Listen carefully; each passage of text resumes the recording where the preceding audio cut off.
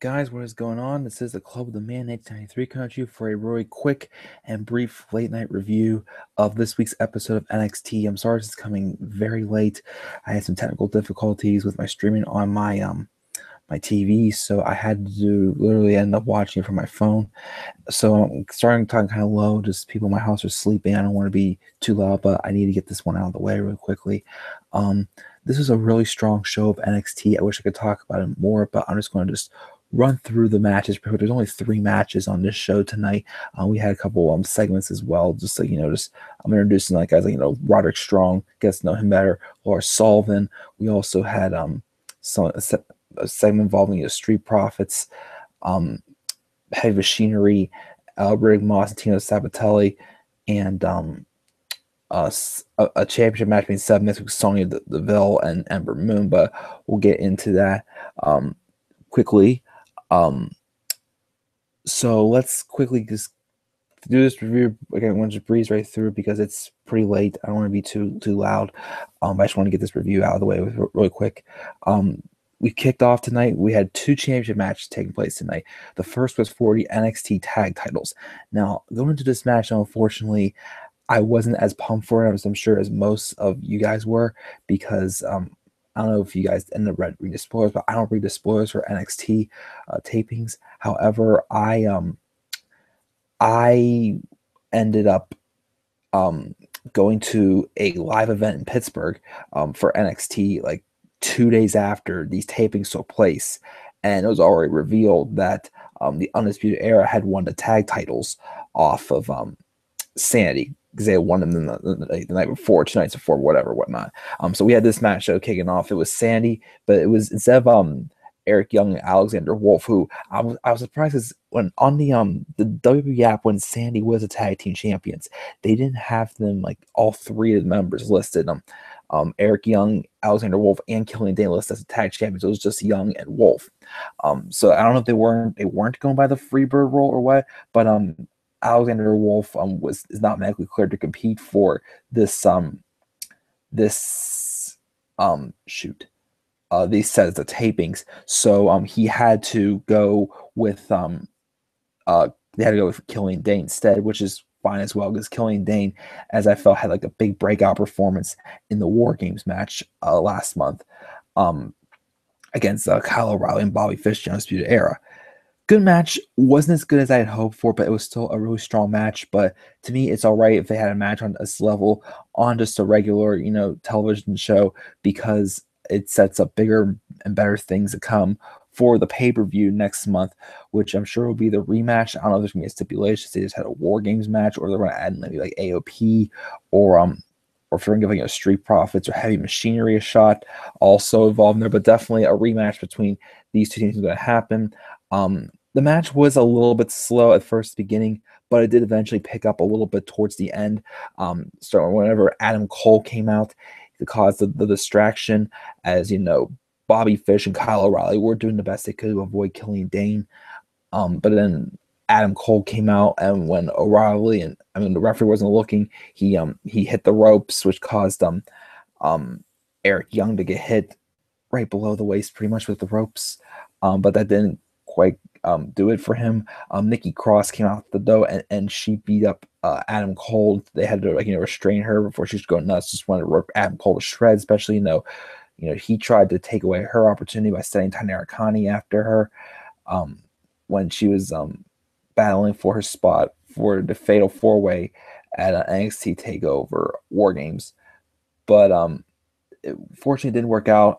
Eric Young did get back into the ring and walked right into I'm trying to remember the name of that move they call. What was it listed here as the leg sweep jumping clothesline combination, hit by Eric Young. Got hit by that by Kyle O'Reilly and Bobby Fish to get the victory. Undisputed Era are your new NXT Tag Team Champions. You knew it was going to be coming at some point. Again, the bar is set pretty high for them already. Have they been as good as I hoped?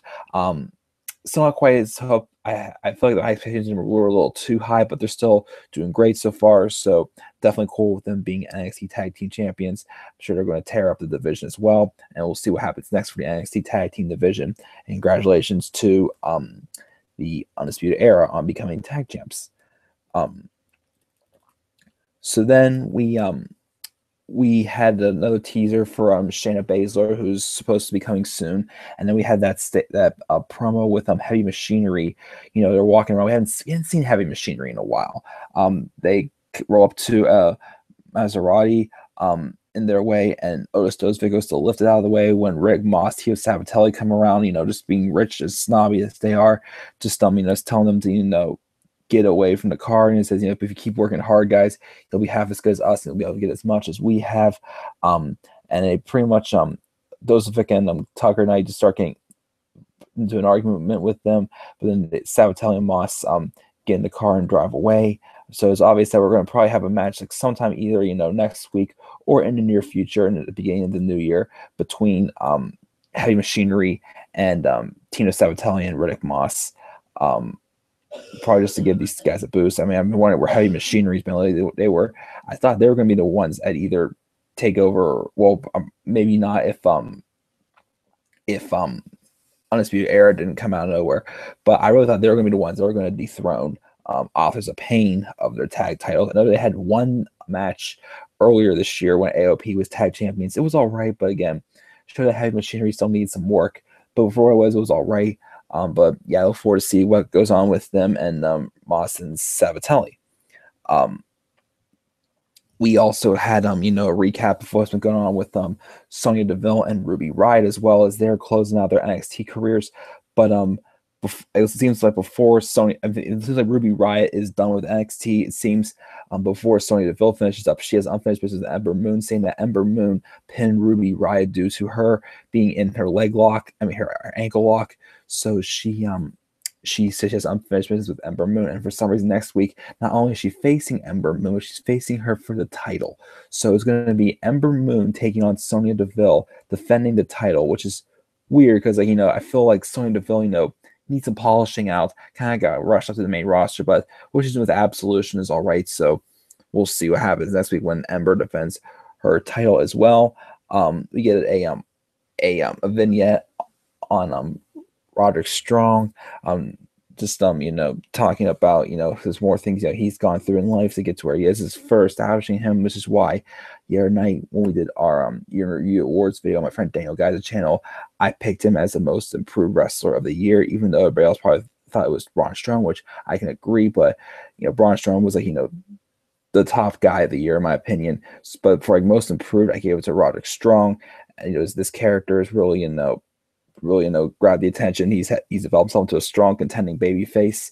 But they had this match. It was the last of the qualifying matches for the number one contenders fatal 4-way, which is going to be happening next week. So far before this match, we had Aleister Black, Johnny Gargano, my pick to win, and Killian Dane in the match. And then it was between Roderick Strong and Lars Sullivan for the final spot.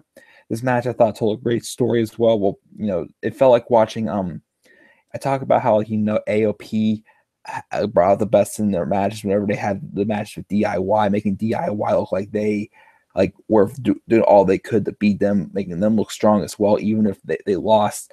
That's what I felt about this match. Roderick Strong, a top underdog, pretty much baby-faced character, taking on the human wrecking ball and Lars Sullivan, who has been causing his own path of destruction ever since, gained more of a push since Takeover Brooklyn 3. And he pushed Sullivan to the limits. It just felt like a singles match between someone from DIY and someone from AOP, pretty much. Strong match. I like the spot where I think Sullivan did something like suplex. Not Sullivan. Strong did some suplex on Sullivan as well. Showed off the strength of Roderick Strong, no pun intended at all. But unfortunately, he would then eventually walk into Sullivan, hitting him with the freak accident. And Sullivan is the last person to qualify for the number one contenders fatal 4-way, which happened next week. And again, my pick to win is Johnny Gargano. And my prediction is I revealed in my NXT TakeOver Philadelphia Britain match card. Please check it out if you haven't done so yet. And also my teaser for Road to WrestleMania Season 3 also is out today. I'll do my Royal Rumble predictions within the next couple days. But what I want to see happen, and I give some shout out credit to my friend Robbie One Kenobi. Almas and Gargano for the title at take over Philadelphia. Since Gargano's built as a strong baby face underdog, since dealing with the post DIY stuff, and Almas has been someone he's been not able to overcome. Have him overcome Almas, but make it a match where Johnny Gargano's career is on the line. If he loses, he's done.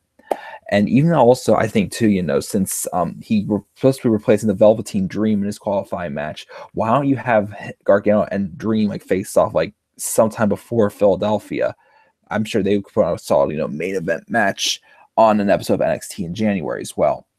But of course, that is the setup for what I think should be the main event of NXT TakeOver New Orleans: Johnny Gargano and Tommaso Ciampa for the NXT Championship. There's not gonna be any match better than that. I'm already calling that that will be my match of the year. Sorry, I got stretched my leg. That'll be my match of the year in 2018. Probably, I'm already guessing right now. But a good match by Roderick Strong and Lars Sullivan. Look forward to seeing where they go from there. And then we had the main event. It was the Bruiserweight Pete Dunne versus Tyler Bate for the United Kingdom Championship, the rubber match of this series. The first match was at the championship match for the United Kingdom tournament. Then we had the title being defended at TakeOver Chicago, my match of the year. And we had this match. It was a strong match. Loved it. Didn't quite hit like the high point as it did for the match at Chicago, maybe because the Chicago crowd was a little bit more into it than they were here tonight, but it was still a really strong match. I enjoyed it again. Just getting Pete Dunne, the bigger man, strong looking guy who fights like a big man, has his agility as well in there, but he's brutal to go up against. And then you have Tyler Bate, who is like only 20 years old, like 5'9", 175 pounds, fights like a big man. Also, he can no matter who his opponent is, he handles them the same way pretty much. And you just never know what to expect out of these United Kingdom wrestlers. They have this mixed styles pretty much that they all just mesh so well together. And that's why guys like Tyler Bate, Pete Dunne, Trent Seven, give some credit to Mark Andrews and Wolfgang, have all done excellent jobs this year. As far as most of the time when there's UK wrestling on the on NXT, they're given the main event spot. They've done awesome every single time. And this match as well, with the near falls, Tyler Bate kicked out of a bitter end. We had Pete Dunne kicking out of the Tower Driver 97. We had some high flying moves from Tyler Bate, and there as well some brutality. Tyler Bate did also dislocate his finger during this match also, but he continued to match. But Pete Dunne continued to play good psychology on that finger. But eventually, Dunne would hit Bate with the second bitter end, pick up the victory, retain his championship, win the rubber match between these two. I mean, I'm sure it's gonna be a while before we see these guys ever fight each other again. But just what a great rivalry this was. Put on some of the best matches this year. United Kingdom Wrestling has just been awesome this year. But yeah, thank you guys. And again, sorry this review is kind of late. I was whispering. This is had to just quick because people in my house are sleeping. So let me know what you thought of NXT. For this week, I'm going to give it a strong A-. Really good show. Felt like a mini pay-per-view. Next week, we have the NXT Women's Championship match between Ember Moon and Sonya Deville. We also have the Fatal 4-Way #1 contenders match for the NXT Championship. Johnny Gargano, Aleister Black, Killian Dane, and Lars Sullivan. So that should be good as well. Please slap a like on the video and subscribe to my channel for more content to come as well. Follow me on Twitter at DemandAirborne93.